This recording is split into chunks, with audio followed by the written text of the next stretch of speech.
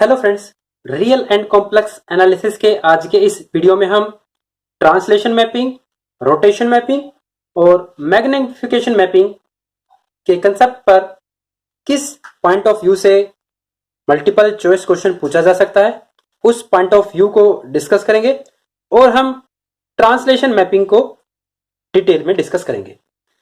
तो फ्रेंड्स, जो multiple choice question है, which of the following mapping change the size of figure, और हमें चार ऑप्शंस गिवन हैं, ट्रांसलेशन में, रोटेशन, मैग्निफिकेशन और डी ऑप्शन है फ्रेंड्स नन। और जो सेकंड मल्टीपल चॉइस क्वेश्चन है, magnification transformation W equal to AZ where A is strictly greater than 0, stretch the figure when A lies between 0 and 1, A greater than 1, A greater than 0 and D option है friends A not equal to 0।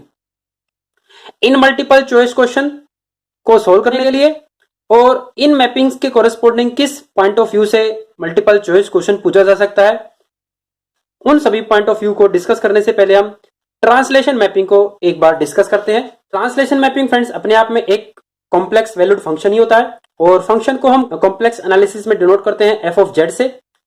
और जो translation mapping की form होती है friends वो होती है z plus alpha, जहां पर जो एल्फा है फ्रेंड्स वो एक फिक्स्ड कॉम्प्लेक्स नंबर है।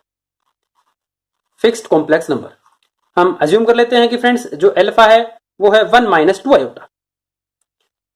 और कॉम्प्लेक्स एनालिसिस में हम f ऑफ z को w से डिनोट करते हैं, जैसा कि रियल एनालिसिस में हम f ऑफ x को फ्रेंड्स लिखते हैं y, तो यहां पर हम f ऑफ z को w से डिनोट करते हैं। f of x is equal to y, real analysis में किसी फंक्शन का ग्राफ प्लॉट करने के लिए हमें एक प्लेन चाहिए जहां पर जो इनपुट है फ्रेंड्स वो x एक्सिस के अलोंग होती है, आउटपुट y एक्सिस के अलोंग होती है।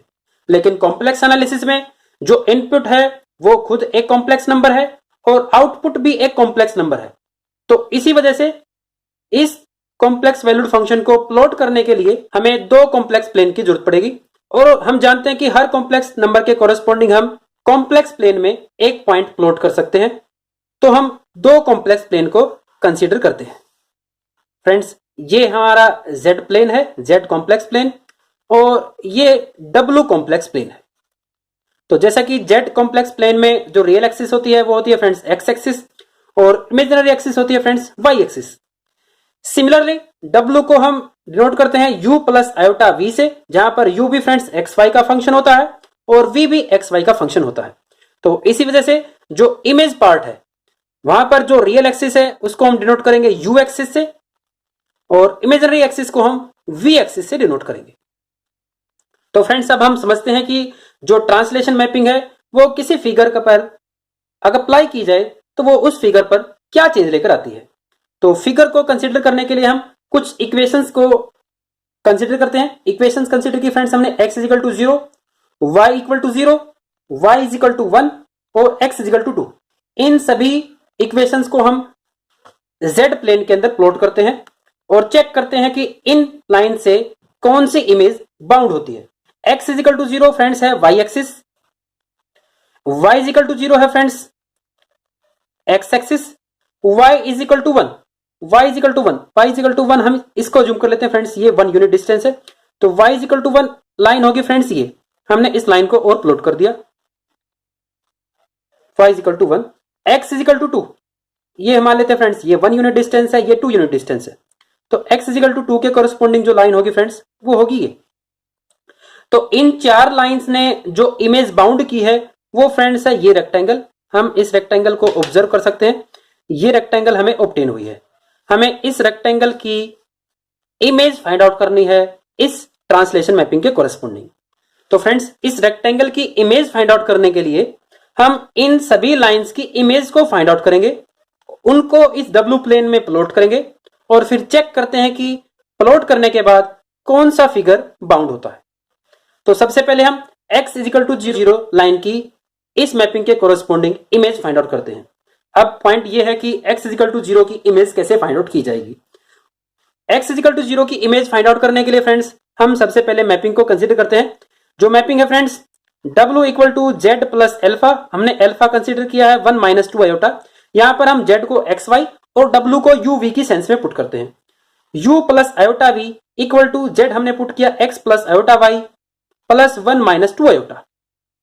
तो फ्रेंड्स यहां से हम रियल पार्ट्स को इकट्ठा करते हैं, x प्लस 1, इमेजिनरी पार्ट है फ्रेंड्स y माइनस 2, और ये है friends u plus iota y के ही इक्वल। यहां से हम रियल पार्ट और इमेजिनरी पार्ट को कंपेयर करते हैं। u की वैल्यू फ्रेंड्स हमें ऑब्टेन होगी x प्लस 1 और v की वैल्यू हमें फ्रेंड्स ऑब्टेन होगी y माइनस 2।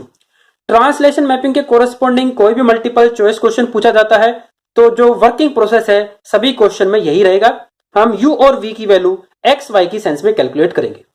अब फ्रेंड्स हम x इजिकल टू 0 की इमेज को फाइंड आउट करते हैं। x इजिकल टू 0 की इमेज को फाइंड आउट करने के लिए हम u और v का रिलेशन x y की टर्म्स में कैलकुलेट कर चुके हैं, तो उन रिलेशन में हम x इजिकल टू 0 को पुट करेंगे। x केवल इस रिलेशन में है तो यहां पर हम x की वैल्यू को 0 पुट करते हैं, तो फ्रेंड्स हमें u ऑब्टेन होता है 1। तो u इजिकल टू 1 को हम w प्लेन के अंदर प्लॉट करते हैं और u is equal to 1 w plane के अंदर एक लाइन को डिनोट करता है।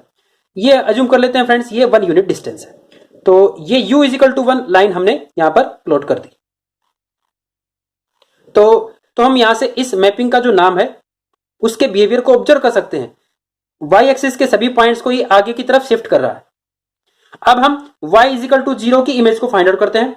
y इजिकल टू 0 लाइन की इमेज को फाइंड आउट करने के लिए हम इस रिलेशन में y इजिकल टू 0 पुट करते हैं और y फ्रेंड्स केवल इस सेकेंडरी रिलेशन में जहां पर v is equal to y minus 2 है, तो यहां पर y को 0 पुट करेंगे तो जो v की वैल्यू फ्रेंड्स हमें ऑब्टेन होगी v इजिकल टू माइनस 2। तो हम v इजिकल टू माइनस 2 को w प्लेन के अंदर प्लॉट करते हैं। मान लेते हैं फ्रेंड्स ये 1 यूनिट डिस्टेंस है और ये 2 यूनिट डिस्टेंस है, और फ्रेंड्स हमने इस लाइन को यहां पर प्लॉट कर दिया और ये लाइन है friends v is equal to minus 2। तो जो लाइन फ्रेंड्स x एक्सिस है उसकी इमेज हम w प्लेन में कैलकुलेट कर चुके हैं और वो इमेज है friends v is equal to minus 2, और हम देख सकते हैं कि जो x एक्सिस है वो थोड़ा नीचे की तरफ आई है। अब हम y इजिकल टू 1 की इमेज को कैलकुलेट करते हैं। y इजिकल टू 1 के लिए हम इस रिलेशन में y को 1 पुट करेंगे तो जो v की वैल्यू फ्रेंड्स ऑब्टेन होगी वो फ्रेंड्स वो होगी minus 1। v is equal to minus 1 को प्लॉट करते हैं तो हमें फ्रेंड्स ये लाइन ऑब्टेन होती है v इजिकल टू माइनस 1। तो इन दो लाइन के बीच में जो डिस्टेंस है फ्रेंड वो है 1 यूनिट, इसको हमने ऑब्जर्व किया। और जो लास्ट है लाइन x इजिकल टू 2, इसकी इमेज को फाइंड आउट करते हैं। x इजिकल टू 2 की इमेज को फाइंड आउट करने के लिए हम यहाँ पर x को 2 पुट करते हैं, 2 प्लस 1 3, तो u की वैल्यू हमें फ्रेंड्स ऑब्टेन हो गई 3। तो ये 1 यूनिट डिस्टेंस था, ये 2 यूनिट और ये 3 यूनिट, तो हम इस लाइन को और प्लॉट करते हैं। तो x इजिकल टू 2 जो लाइन है उसकी image friends u is equal to 3 हमें ऑब्टेन हुई है w प्लेन के अंदर। तो इन 4 लाइनों ने जो रेक्टेंगल बाउंड की है फ्रेंड्स वो रेक्टेंगल हम देख सकते हैं, ये वो रेक्टेंगल है।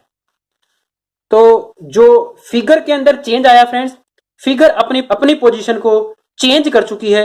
पहले वो फर्स्ट क्वाड्रेंट में थी, अब इस रेक्टेंगल की पोजीशन फोर्थ क्वाड्रेंट में आ चुकी है। तो हम ऑब्जर्व करते हैं क्या इस रेक्टेंगल की साइज के अंदर चेंज आया है। इस रेक्टेंगल की जो लेंथ थी फ्रेंड्स वो थी 2 यूनिट और जो ब्रेथ थी फ्रेंड्स वो थी 1 यूनिट। हम यहां पर ऑब्जर्व करते हैं इस रेक्टेंगल की जो लेंथ है फ्रेंड्स वो 2 यूनिट ही है और ब्रेथ 1 यूनिट ही है। तो इस बात का मतलब है इस रेक्टेंगल के साइज के अंदर कोई चेंज नहीं आया, केवल इस रेक्टेंगल की पोजीशन चेंज हुई है। तो फ्रेंड्स ट्रांसलेशन मैपिंग किसी भी फिगर के साइज के अंदर कोई चेंज नहीं लाती, केवल उसकी पोजीशन को चेंज करती है। तो इस मल्टीपल चॉइस क्वेश्चन का जो करेक्ट ऑप्शन है वो ट्रांसलेशन मैपिंग नहीं है। तो फ्रेंड्स इस मल्टीपल चॉइस क्वेश्चन को सोल्व करने के लिए हमें रोटेशन मैपिंग और मैग्निफिकेशन मैपिंग को और अच्छे से समझना होगा। तो नेक्स्ट वीडियो में हम रोटेशन मैपिंग और मैग्निफिकेशन मैपिंग को डिस्कस करेंगे।